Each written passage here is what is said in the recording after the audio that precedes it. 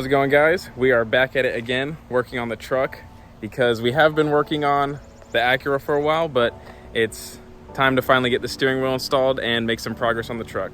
Today I'll be showing you how to install a steering wheel and hub on a 1996 Toyota Tacoma. I'm pretty sure all the years are the same for the steering wheels. I don't know. I went with what I saw online. They said this one would work, so I'll show you how we get it off and see if this one works. All right, so for getting the stock steering wheel off, first you're gonna pull these little covers off. Let's see. All right, so after you remove those two little screws in the side, the airbag should come right out. What's next is gonna be just to take off the hub nut. So we'll see if we can get it off. And this should come off quite easy. We got the steering column cowl removed, and we're gonna go ahead and get rid of this sensor or whatever it is. I can't remember what those are called.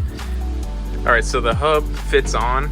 So whatever eBay, I'll put the link in the description. This is just one I got from eBay for 50 bucks. So it looks like it fits good.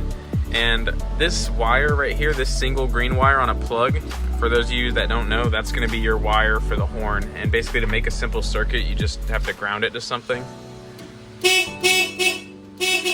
So I have the cowl and the cover put back on. All that's left to do is just to straighten out your steering wheel and get this center hub on as straight as you can so you have one bolt in the center, and then put your steering wheel on. That's pretty much it.